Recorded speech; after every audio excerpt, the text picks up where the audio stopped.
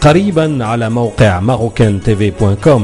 ترقبوا برامجنا التي تعرف بمغاربة العالم وأصدقاء المغرب. MarocainTV.com، ثقافة، اقتصاد، رياضة، موسيقى، قضايا المجتمع والسياحة. MarocainTV.com موقعكم الجديد لتعزيز الروابط بين المغاربة من كل أنحاء العالم وأصدقاء المغرب. مرحبا بكم على موقع MarocainTV.com.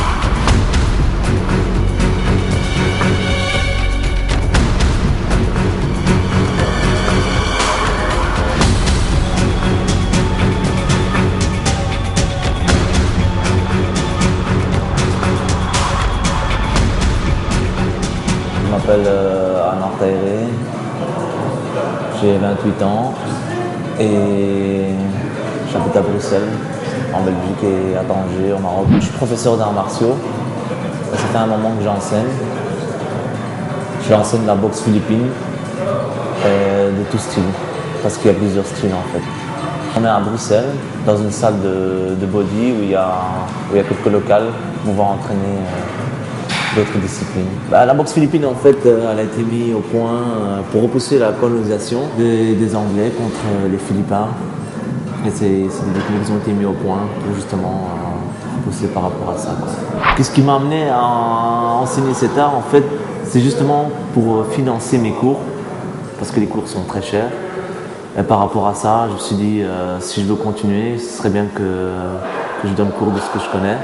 Pouvoir apprendre plus. La boxe philippine, en fait, c'est de la boxe classique avec des techniques philippines dedans.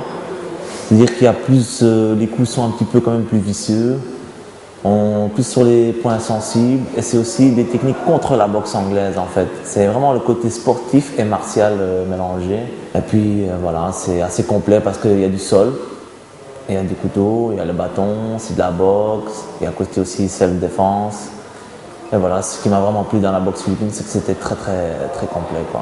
Non, ce n'est pas un art martial connu, parce que moi-même, quand j'avais commencé, c'était pas connu du tout déjà en Belgique, c'était très rare que quelqu'un pratiquait. Maintenant, ça commence à devenir, on va dire, un phénomène de mode. Alors, je pense pas qu'au Maroc, ce soit connu, quoi.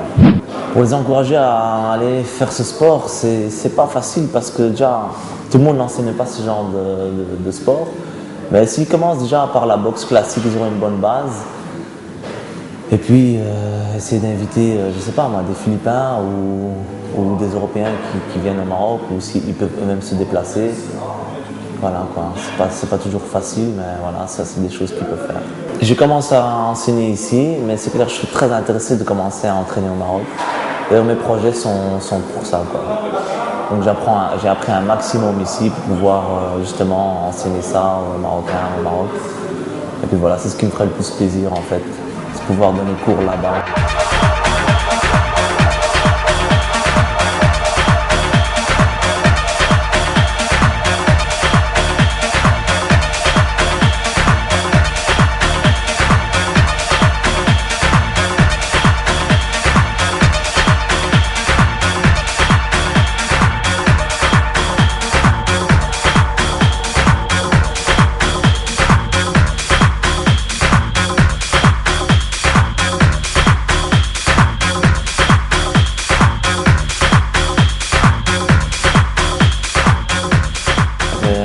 De 8-9 ans que je pratique cet art martial.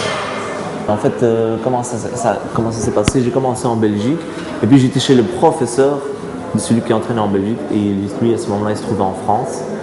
Et après j'étais au Luxembourg. Je m'entraînais avec l'élève de Daniel Santos. Daniel Santos c'est l'élève de Bruce Lee, il a joué dans un de ses films. Et qu'est-ce qu'il a fait en fait pour rester dans le même principe que Bruce Lee, l'idée, Après la mort de Bruce Lee, qu'est-ce qu'il a fait? Il a été voir beaucoup de grands maîtres philippins, indonésiens et malaisiens, parce que c'est un sport qui leur appartient. Et il a continué dans cette voie-là, en fait, pour pouvoir justement se perfectionner et s'enrichir techniquement parlant.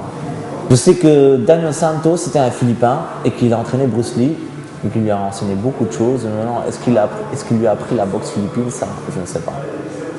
Je sais que c'est lui qui lui a appris le Munchaku, c'est lui qui lui a appris à bouger au bâton. Il lui a appris pas mal de choses et Bruce Lee avait besoin d'un partenaire comme Daniel Santos. Donc je pense que c'est fort probable qu'il a appris la boxe philippine. J'ai jamais été en Philippines. Ce que j'ai envie de faire, c'est d'avoir des élèves, partir avec eux, ceux qui ont un très bon niveau, de partir avec eux, comme ce serait une très belle expérience. Par contre, mes professeurs, eux, ils ont été souvent en Philippines. Et moi, j'ai jamais eu l'occasion parce que de par le temps. Voilà, organiser un stage en Philippines, même très souvent en fait, tous les 3 mois, partir un petit mois avec des élèves qui ont du potentiel. C'est la première fois que je commence officiellement, mais sinon j'ai toujours entraîné en particulier. Je ne fais que ça, j'entraîne matin, midi et soir et tous les jours. J'entraîne beaucoup de gens de la sécurité, j'entraîne des inspecteurs civils et j'entraîne pas mal de gens de la sécurité. Parce que c'est des gens en fait qui sont plus confrontés au danger et qui ont plus besoin. Ça m'est déjà arrivé maintenant d'entraîner des médecins, ça m'est déjà arrivé d'entraîner pas mal de gens, de monsieur tout le monde. J'entraîne quand même pas mal de Marocains, même je veux dire plus de Marocains que des Belges ou des Français. Ça m'est déjà arrivé d'entraîner quand même pas mal de Français, mais voilà, plus de Marocains. Je ne vais pas montrer de coups de pied, pourquoi? Parce que les techniques de coups de pied, c'est déjà des techniques qui sont quand même assez évoluées et que les élèves ne sauront pas forcément le pratiquer parce que c'est beaucoup basé sur les casses. Et je préfère pas montrer ça tout de suite, en tout cas aux débutants. C'est trop dangereux, quoi. Et si l'élève ne place pas bien son pied, il risque d'avoir des accidents. C'est pas intéressant à ce moment-là. En fait, je voulais aussi dire par rapport à la boxe philippine, quand j'entraîne officiellement, ça reste quand même des techniques très, on va dire, très soft. Pourquoi? Pour éviter justement que les gens l'utilisent de façon mal, quoi, ou comment on pourrait dire ça? Il y a des mots, hein, de façon dangereuse.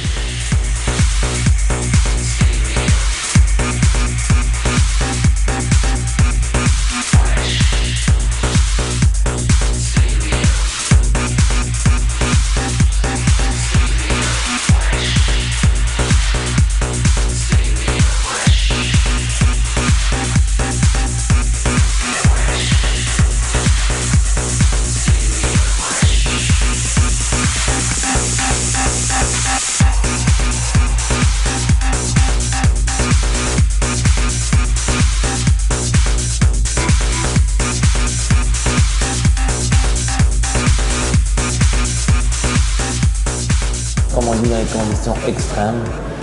Et voilà, quoi. C'est pas apprendre à n'importe qui. Et celui qui l'apprend ne doit pas faire n'importe quoi avec. C'est surtout un art de défense, guerrier.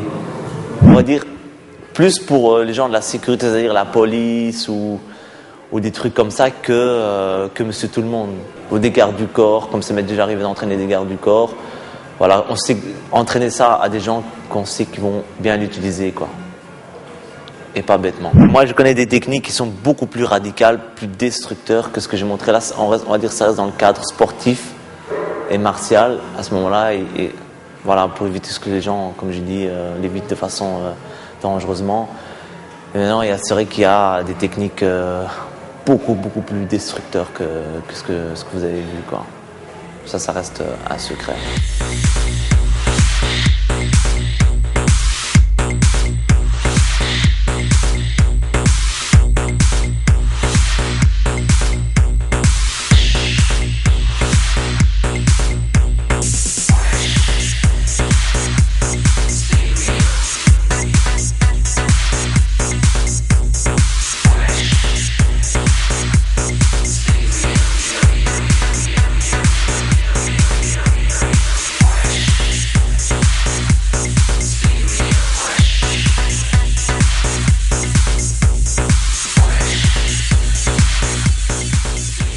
Pour moi, je suis 100% marocain et je me considère en rien belge.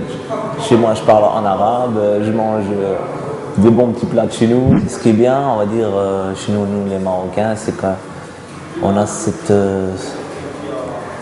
façon de bouger que certains n'ont pas. On apprend très vite On apprend très très vite et on a du potentiel. J'ai pas toujours le temps d'y aller, j'aime beaucoup le Maroc et j'aimerais justement pouvoir enseigner là-bas au Maroc pour pouvoir y vivre. Et puis voilà quoi. Ben voilà, je salue tous mes amis et ma famille, que ce soit ici ou au Maroc. Et je vous dis les gars, bonne chance et bon courage.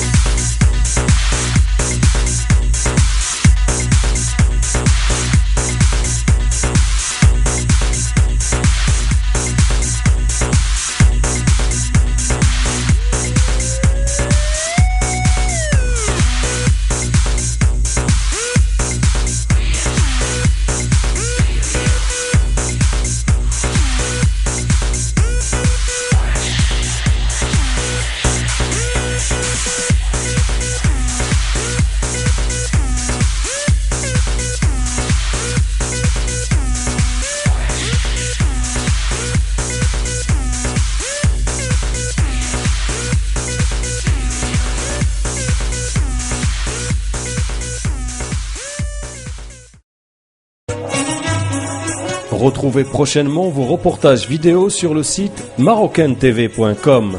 marocaintv.com, le site de l'actualité des Marocains du monde et des amis du Maroc. Au programme, l'actualité culturelle, économique et sociale, le sport, la musique, le tourisme et la découverte des régions du royaume. marocaintv.com, votre nouveau site de référence pour un rapprochement des Marocains du monde et des amis du Maroc. Bonne navigation sur marocaintv.com.